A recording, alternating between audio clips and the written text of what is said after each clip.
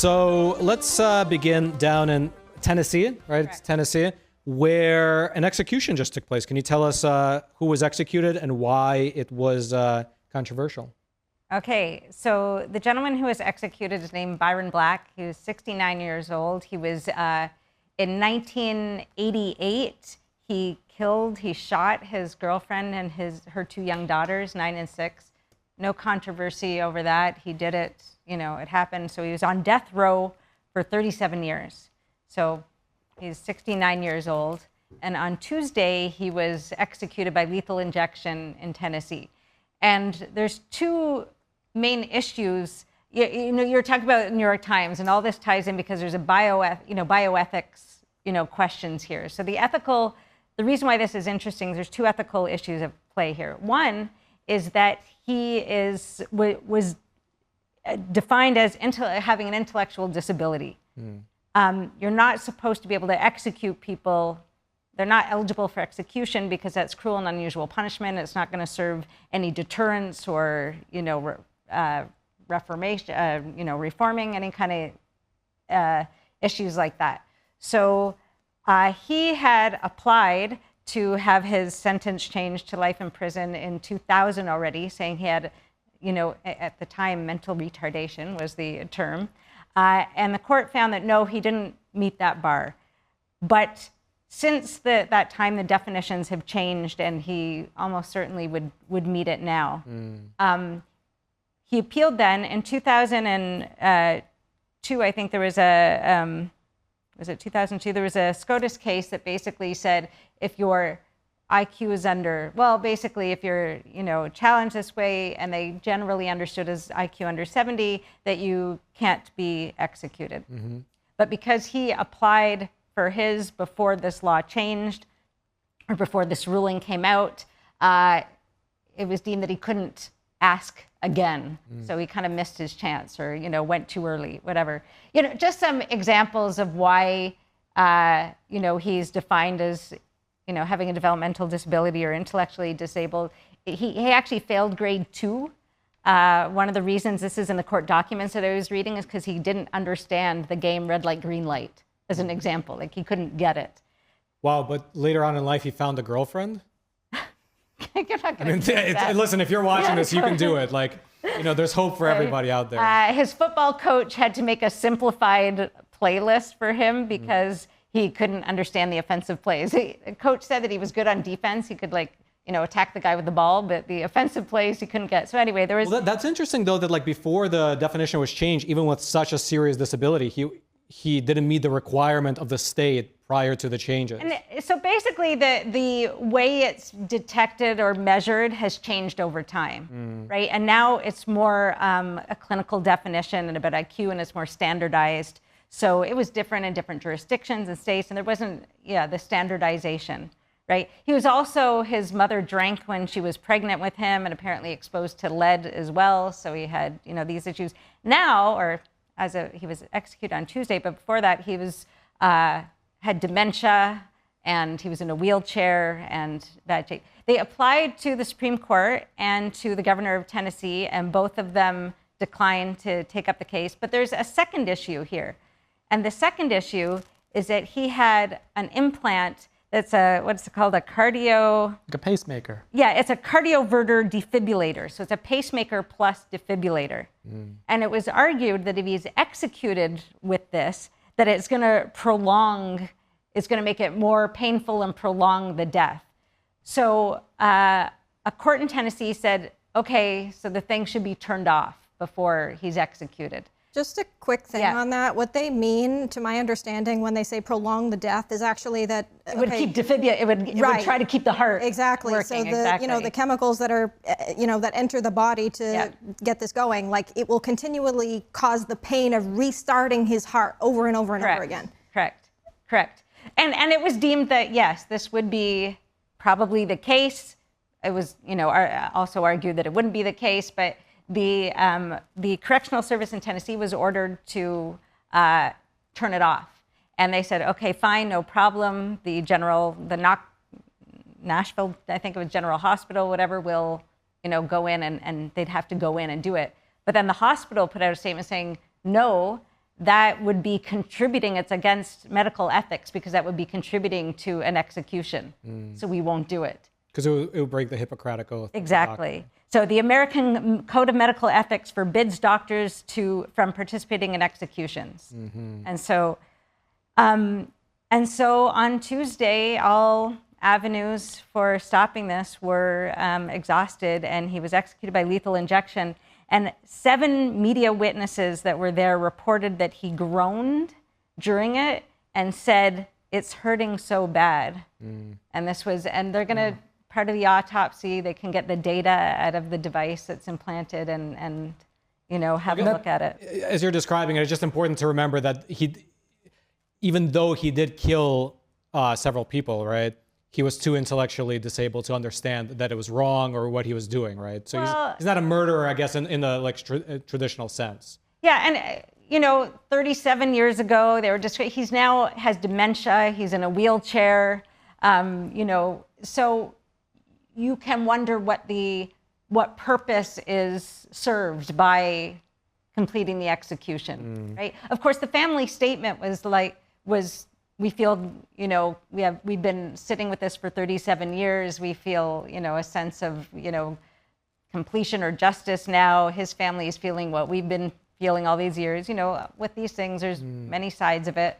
But it raises, a number of interesting ethical issues about, the purported purpose of capital punishment, the value of life, where we draw these lines, what is cruel and unusual punishment. Okay. And to that end, why don't we move on over to the New York Times element of it.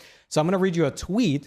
This was from an op-ed, an author of an op-ed published in the New York Times. It was an op-ed with 3 authors. This is one of them. And he posted this message on Twitter, sort of promoting the article. Here's what he wrote. Quote, "Death is not simply a biological fact, but it's also a social choice. To increase the number of donor organs, we should expand the definition of death." Check out my op-ed in the New York Times today. Exactly. So, interestingly, when July 21st or something, a few weeks ago, HHS came out with a report, and they had done a probe, and they found that they just looked at this one organ procurement organization and found that there were many cases where they were approving for organ donation somebody who wasn't actually dead. And they found they looked at 350 odd cases where they were designated or approved for the organ extraction, and then it didn't happen in the end for various reasons, family intervention or whatever it was. And in 103 or something of those cases, there was actually signs of life, showing pain, grabbing the scalpel as it's about to enter. Wasn't that bad? So enter New York Times editorial, and basically saying that the title of it was, "Donor organs are too rare. We need a new definition of death." This is what a liberal arts degree does to someone, by the way. They would then say it's a social choice. Well, the 3 authors, by the way, 2 of them run basically the heart transplant center at a New York hospital, and one's another cardiologist. So these aren't philosophers or something like that. These are people working in the field who say we don't have enough brain dead donors. So they want to change the definition of death, basically. So because they argue that the problem needs a legal solution, and the legal solution is changing the definition. So this is what they want to do. They want to broaden the definition, this is from the article, of brain death to include irreversibly comatose patients on life support. Using this definition, these patients would be legally dead regardless of whether a machine restored the beating of their heart. So long as the patient had given informed consent for organ donation, removal would proceed without delay. That's a big difference, too, given that the current definition is like complete irreversible stoppage failure of respiratory, circulatory, and brain function. And don't forget the HHS report that I just mentioned, right? Because it might sound, well, that's pretty foolproof, and maybe there isn't a big problem with this. But if you remember back to that, and there's cases, lots of documented cases. Actually, there was this one case in 2015, I think it was in 2015, in Texas, where the son was going to be taken off life support, like a grown son, and dad barricaded himself in the hospital room with a gun. They had to bring the SWAT team and everything for 3 hours. Full recovery. Okay, so that case is one example, but okay, if I'm sympathetic to these doctors publishing this op-ed in the New York Times, I imagine they're in that room and you know, they're actually the ones speaking with patients who need a heart transplant, and they're probably so frustrated because once you take if the family makes a decision saying, hey, we're going to take our uncle off of life support, they know that they have such a limited window of time to get that heart out and get it to a person who needs it. But if they can just declare that person dead and then get everything organized to get that heart out, maybe they'll be able to increase the number of hearts by 400% or something like that. So that's the thinking. I don't know the percent, but that's the thinking. But obviously, the ethical issue is you can imagine all the different ways that this can be abused. So it's just some things to consider. One is this kind of growing trend of this utilitarian, bioethics, like the doctor-assisted suicide. And how many of the conversations could be, they're already having these conversations about doctor-assisted suicide in some dicey cases, and you may as well do something good on your way out. So how much more persuasive, Here's a gun. The president lives right over there in Mar-a-Lago. And also just redefining dead as someone who's not dead, I think, it just crosses some ethical lines, there as well. And there are studies now that have shown, consciousness, there are studies that have shown that people that are in a comatose state are actually completely aware, hear everything, know everything that's going on, but have no way to show it. And so there's this one doctor, his name is Paul A. Byrne, and he's been for years, advocating for, he says that brain dead, that definition actually wasn't even a real definition to begin with. So here's a clip from him explaining that. Brain death is a lie. It's a lie that's been told over and over again, so people don't even realize it's a lie anymore. And so they had to do something to make it legal. And so what they did is they set up a committee at Harvard, and the committee invented brain death. The committee did not do studies on dogs or cats or rats. They didn't collect data on human beings, they just invented brain death. And they had no patient data, they had no basic science studies. And I know it's really awful when you know about it, and it doesn't get better. It keeps getting worse after that. Then a lot of people think that brain death means flat brainwaves. They're not even required to do brainwave testing. So when they're doing the transplantation on people they say are brain dead, they're never all going alive. And consciousness is important, but it's one thing not to demonstrate consciousness, and then we use words like unconscious. But unconscious does not mean that there's no consciousness. It just means that we do not observe consciousness. And there's a difference. So just so you know, this was not some gotcha thing. He's done tons of interviews, he's written books, he's produced a film, and he's been advocating, exactly this for a long time. He's a neurologist,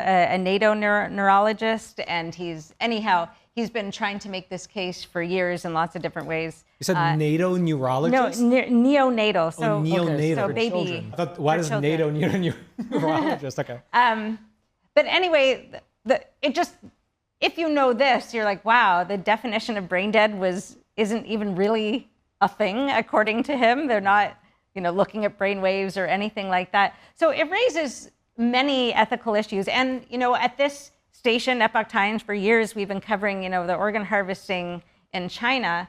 And, okay, they are taking prisoners of conscience and killing them to order for people who can pay $100,000, for their heart, liver, kidney, whatever it is.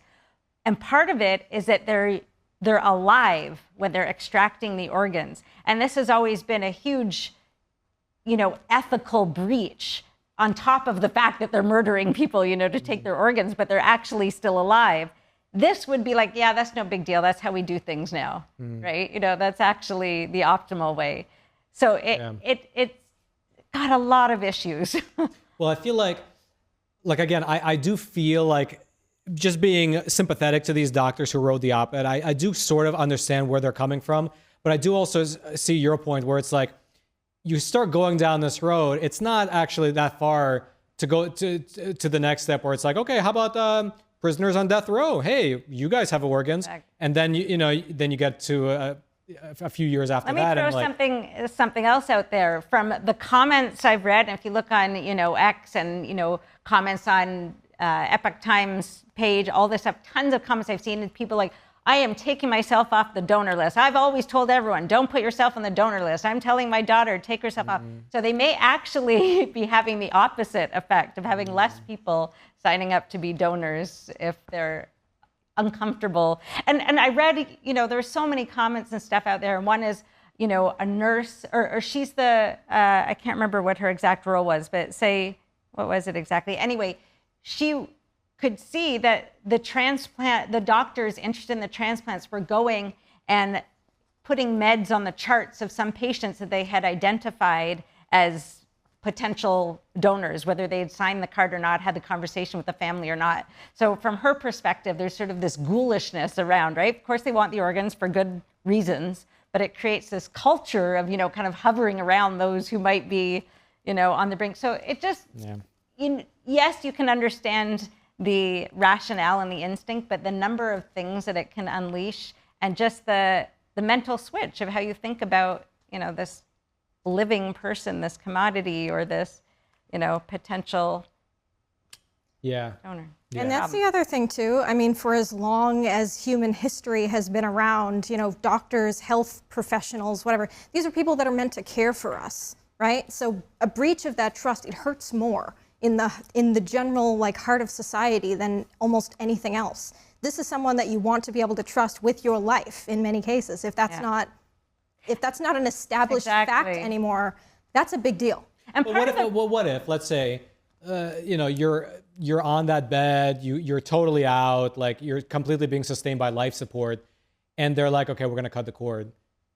But what if I guess what they're trying to do is, the moment you say, let's cut the cord, they're like, okay, this guy, we're gonna use him as an organ donor. Let's keep him on life support until we can get it all arranged. Versus we cut the cord, we wait, boom, we got 60 minutes to get everything out. So it's like, it is an ethical line. It's definitely an ethical line, right? The pressure, part of the probe too said that they were going to, vulnerable families. Maybe the family member is on drugs or doesn't understand the implications. And those were the people it seemed like they were kind of targeting most for those borderline cases in this probe, this HHS probe, about the organ donations that didn't go through, right?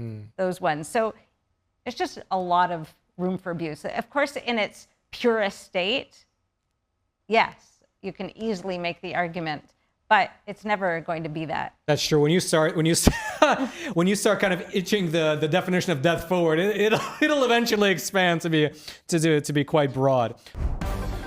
All right, I know exactly what you're thinking. That was a great clip you just watched. Now, if you're watching on YouTube, make sure to follow and also check out either these videos or maybe they're on this side. I don't know which side they're on, but we set it up. So these are the videos that YouTube is suggesting to you as the best ones that you'll probably like the most. So check them out, this side, and until next time.